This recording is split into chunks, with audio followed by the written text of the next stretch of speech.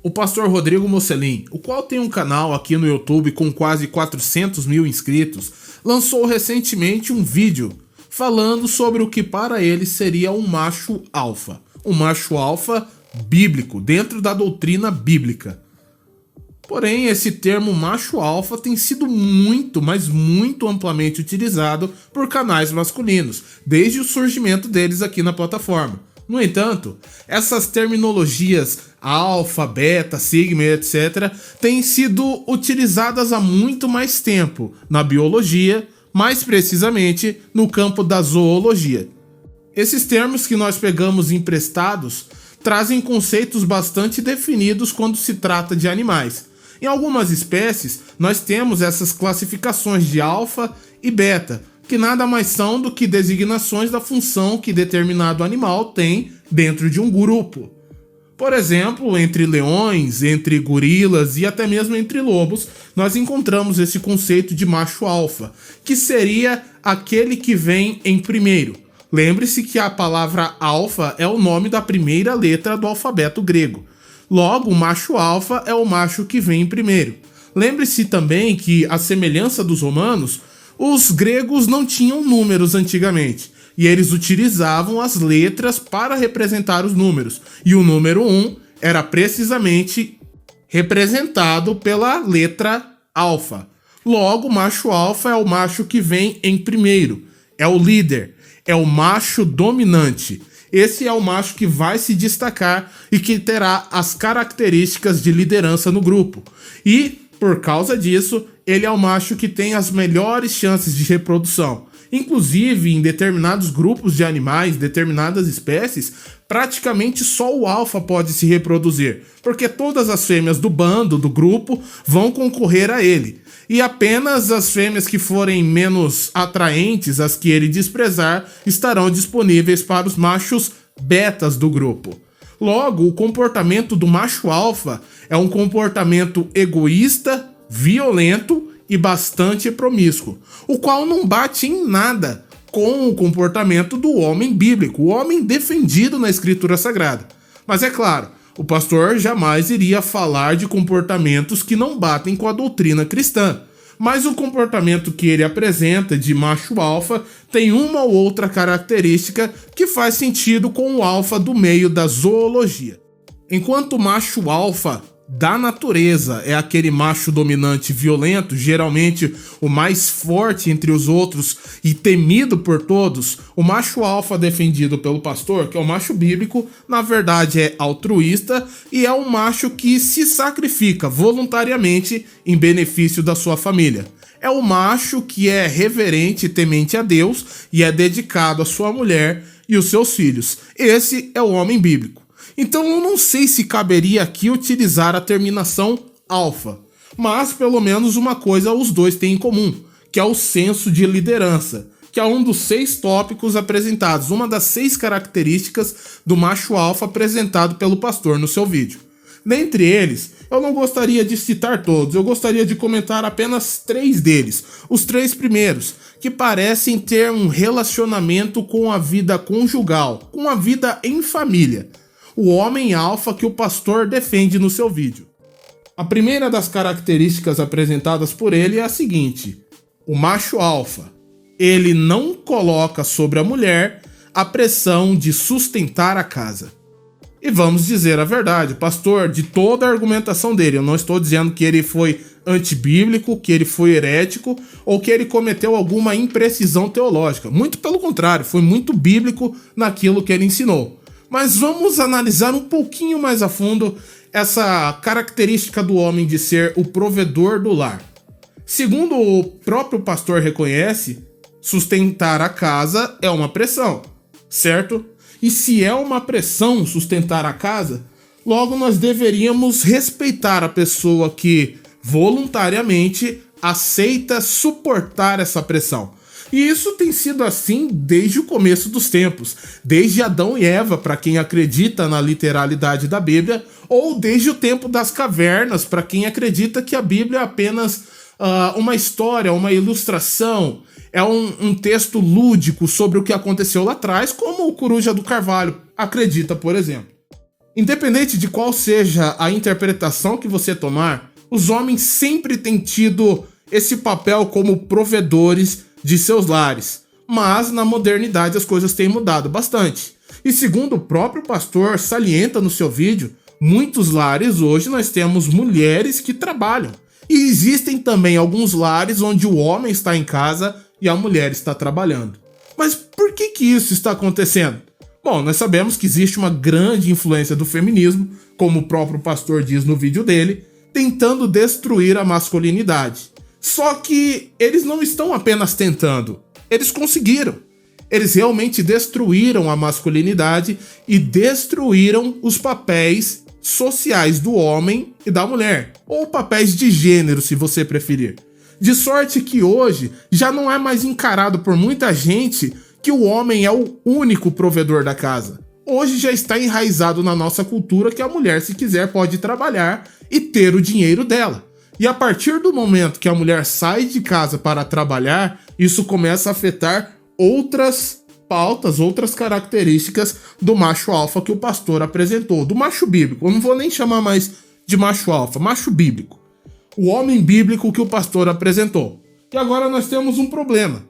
Se é uma pressão trabalhar fora e o homem aceita essa pressão, o homem deveria ser respeitado por causa disso. Mas não é o que acontece. Fruto também do feminismo. Mas não é o que acontece. O homem hoje tem sido desprezado, tanto na sua função de marido, como na sua função de pai. Independente se ele é um provedor parcial ou se ele supre todas as necessidades da casa. O homem hoje é visto como um estuprador em potencial, ele é visto como um verdadeiro idiota, como um Homer Simpson, como o próprio pastor fala. Porque o Homer Simpson é um trabalhador, é um provedor, ele trabalha numa usina nuclear. E mesmo assim, a imagem que o desenho nos passa dele é de um homem idiota, que passa o seu tempo livre sentado na frente da TV, com pensamentos muito vagos e tomando uma latinha de cerveja. Realmente, esse estereótipo aí pode ter muito a ver com a realidade. Mas nós temos percebido esse padrão na indústria do entretenimento, principalmente na comédia. Homens frouxos, homens que não são heróis dentro da sua casa. Mesmo que eles sejam os provedores, mesmo que eles sejam aqueles que fornecem a comida, a água, a roupa e o abrigo de toda a família. Outra coisa a se considerar sobre a função do homem bíblico como provedor do lar, e que o pastor fala, né, do homem estar jogando nas costas da mulher a responsabilidade de sustentar a casa, etc. Bom, na verdade, são as mulheres que pedem para ir para o mercado de trabalho. Pelo menos desde a Segunda Guerra, as mulheres em peso entraram no mercado de trabalho. Porque nós temos aí pelo menos uns 6.000 anos de história no qual o homem sustentou a mulher. E a gente não tem 200 anos da mulher sustentando o lar. Ou ajudando o homem a sustentar o lar na mesma proporção. Na verdade, as mulheres é que pediram, porque disseram que trabalhar fora era liberdade. Foram as feministas que puseram isso na cabeça das mulheres, foram elas que foram para as ruas. Elas pediram para trabalhar, elas pediram para votar, elas pediram para ter a liberdade sexual. Os homens simplesmente concederam esses direitos a elas. Vamos chamar de direitos. Os homens simplesmente concederam isso a elas. Porque foram idiotas? Sim, talvez. Mas foi apenas uma concessão. O pedido partiu delas, não partiu de nós. Os homens nunca mandaram as mulheres para a guerra e ficaram em casa sem fazer nada. Os homens nunca quiseram ficar em casa se divertindo ou cuidando da prole enquanto as mulheres iam lá cortar lenha numa floresta. Isso nunca aconteceu na história. Mas vamos continuar. Essa parte do homem ser um provedor é bíblico? É bíblico. Pastor, tá correto? Sim, está correto. Mas parece que essa é a verdadeira função do homem no casamento, né? É ser um provedor. É como eu ouvi recentemente aí uma mulher falando que o homem só serve para duas coisas: pagar conta e resolver problemas. Homem é para resolver problema e pagar conta. Se não tá servindo nem para isso, fica solteira. Limpa a conta dele, zera tudo. E parece que é isso mesmo, né? Parece que nós só temos essas duas funções. A segunda característica do homem bíblico é que ele lidera a sua casa. E o pastor, mais uma vez, o pastor está coberto de razão. O homem não deve cobrir a sua cabeça, porque ele é a imagem e glória de Deus. O homem é o provedor, o homem é o líder, o homem é a cabeça da mulher, assim como Cristo é a cabeça do homem, Deus é a cabeça de Cristo. Legal, tá escrito na Bíblia isso daí.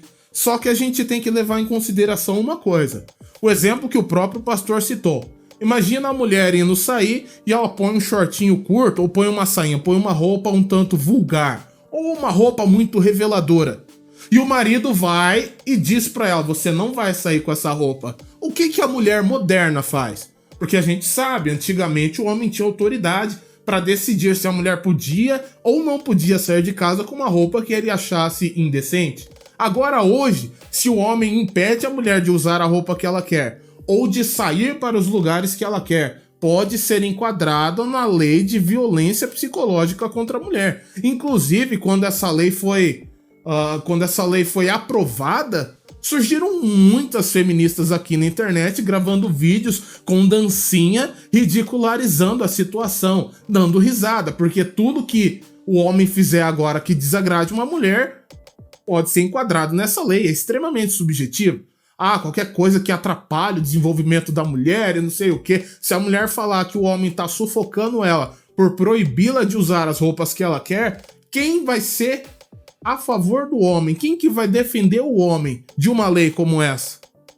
Quem é que vai defender o homem? A mulher moderna é assim, ela já tá trabalhando fora. Ela já tá comprando a roupa vulgar com o próprio dinheiro dela. Com o próprio dinheiro, ela vai e compra roupa indecente. Você acha que a mulher vai realmente obedecer ao marido? São extremamente raros os casos da mulher que realmente ouve o que o seu marido tem a dizer. E eu não estou falando das pessoas do mundão lá fora. Eu tô falando dentro da igreja. Eu tô falando de coisas que eu vi, coisas que eu vejo hoje. Hoje a gente vê maridos mandando e as mulheres simplesmente decidem que não vão obedecer. E o homem vai fazer o quê? Vai pegar a mulher pelo braço e impedir ela de sair na rua para ele ser enquadrado em outra lei draconiana? É claro que não. Então a mulher hoje tem um poder tão grande que se ela quiser, ela se sujeita ao homem. Se ela não quiser, o Estado vai defendê-la. O Estado vai protegê-la. Então não tem ninguém para proteger o homem, não tem ninguém para defender o homem e assegurar os seus direitos bíblicos. Então o homem é o líder na casa? Biblicamente falando, é sim. Mas no mundo real aqui, infelizmente, nem sempre se aplica a lei do Criador. O terceiro ponto é o amor que o marido deve ter para com a esposa. É o que o próprio Paulo ensina a uma de suas congregações quando ele fala do dever do marido cristão. O marido deve amar a sua esposa como Cristo amou a igreja, de sorte que a si mesmo se entregou por ela. Aqui ele está fazendo referência à morte de Jesus pela sua igreja, que foi motivado pelo seu amor. E da mesma maneira que Cristo amou a igreja de maneira sacrificial, o homem da mesma forma deve amar a sua esposa. Ou seja, o marido deve buscar o interesse e o bem-estar da mulher acima dos seus. Isso é bíblico? É bíblico. É claro que é bíblico. Mais uma vez, o pastor está de parabéns, acertou de novo. Só que depois de analisar esses 3 pontos aqui, alguns pensamentos surgem na nossa mente.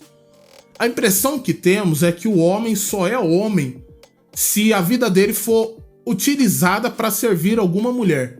Parece que só é homem se é casado. Parece que só é homem se tiver uma mulher na vida dele. Eu não estou afirmando que o pastor disse isso com todas as letras do seu vídeo. E eu não estou falando apenas do vídeo dele especificamente. Agora, de um modo geral, pastores, pregadores, a própria sociedade como um todo. Parece que a vida do homem não tem um valor em si mesmo. A vida do homem não tem valor intrínseco. O homem só é respeitado se ele oferecer a sua vida por alguém, se ele oferecer a sua vida pela mulher. Ao passo que a vida da mulher, a dignidade da mulher é respeitada. A mulher não necessita se sacrificar por ninguém ou fazer alguma coisa por alguém para que vejam valor nela. A mulher nunca precisa provar o seu valor. Você não vê alguém falando, aquela ali não é mulher de verdade, aquela ali é só uma menina. Mas o homem, Ah, é só o homem jogar videogame, que aí o pessoal ridiculariza ele. E é uma coisa que parece que todos os pregadores famosos detestam, né?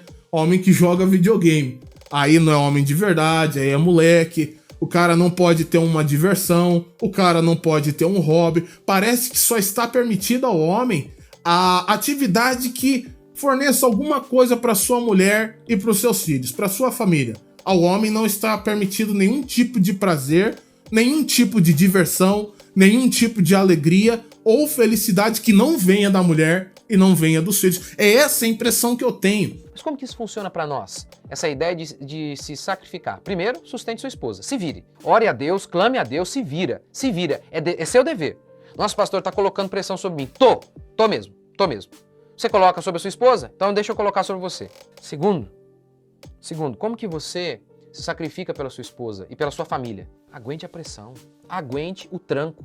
A Bíblia declara que a mulher é a parte mais frágil. Você é o mais forte. Para de choramingar, vai lá no seu trabalho, aguenta o xingo, engula o sapo, lide com o fracasso e chegue em casa com um sorriso no rosto. Quando a sua esposa perguntar como foi, diga, tá tudo bem, tá tudo sob controle. Não desconte nos seus filhos, seu frouxo. Não faça isso. Não faça isso. Você foi chamado para sangrar. Só que surgem algumas questões, algumas perguntas. A gente se pergunta o que o homem pode esperar da esposa. O pastor gravou um outro vídeo também recente falando do Caio Castro, a declaração polêmica, e ele falou mais uma vez do papel do marido provedor na Bíblia. Legal! E aí eu fiquei esperando, até comentei com o pessoal lá, eu tava esperando que uma hora ou outra o pastor ia falar do dever da mulher e tal, e eu esperei e veio outra vez o dever do homem. Tá, mas o que o homem pode esperar da mulher? O que o homem tem a esperar? Ele vai oferecer provisão, proteção, segurança, autossacrifício, e ele espera o que da mulher? Que direitos que o homem tem dentro da relação? Fala-se muito sobre as obrigações, os deveres do marido cristão. Mas até hoje eu nunca ouvi nenhum pastor, nunca ouvi nenhum pastor, seja famoso, seja um pastor de igreja local, que só é conhecido na própria congregação, e outros irmãos que são do mesmo ministério. Nenhum pastor, nem pastor de sede, nem pastor de igreja local, nem pastor de igrejinha de garagem. Eu nunca vi nenhum falando dos direitos do homem no casamento. Talvez seja porque o homem não tem direito nenhum, não é mesmo? O que o homem tem a ganhar com o casamento? É outra coisa que ninguém nunca fala, porque nós sabemos quais são as exigências para o homem, os pré-requisitos. Trabalhe, se sacrifique pela mulher, lidere a mulher, ame a mulher, faça tudo por ela. Não se deve esperar absolutamente nada em troca. Porque o amor bíblico é realmente esse. É você fazer pelo outro sem esperar qualquer tipo de recompensa ou mesmo um reconhecimento. Só que um casamento, a gente sabe, um casamento é como remar numa canoa. Se você rema de um lado só e não rema do outro, a canoa começa a girar em círculos. E é isso que acontece com um casamento, em que só um está investindo na relação. E aí eu fico me perguntando quais seriam as coisas que o homem pode esperar ou exigir de uma mulher. Porque fala-se muito do dever do provedor, do protetor e do autossacrifício masculino. Mas eu nunca vi nenhum pastor pregar sobre a importância da mulher casar virgem. Eu nunca vi. Eu não vejo ninguém falando sobre a mulher ter que obedecer o marido, porque o mesmo texto que diz que o homem deve amar a mulher de forma sacrificial, como Cristo amou a igreja, diz que a mulher deve obedecer, sujeitar-se ao seu marido, como a igreja está sujeita a Cristo. Então, se nós temos que ter o amor de Cristo para com a nossa esposa, por que a esposa não é cobrada a ter a reverência da igreja para com Cristo? Parece que o casamento para o homem se tornou apenas isso. Um monte de exigências, deveres e obrigações, sem nenhum direito, sem nenhum benefício, sem nenhuma coisa que o homem deva esperar em troca. Eu não estou aqui acusando o pastor, dizendo que o vídeo dele está errado, ou dizendo que ele teve uma motivação ruim. Eu só fiquei refletindo enquanto ele falava das obrigações do homem. Eu volto a dizer para vocês o que aconteceu comigo. Uma vez eu preguei em dezembro de 2018, preguei numa igreja sobre as responsabilidades do homem. E a minha pregação foi muito parecida com esse discurso do pastor Rodrigo Mocelin. E eu falei dos homens frouxos que a gente tem hoje, e é verdade.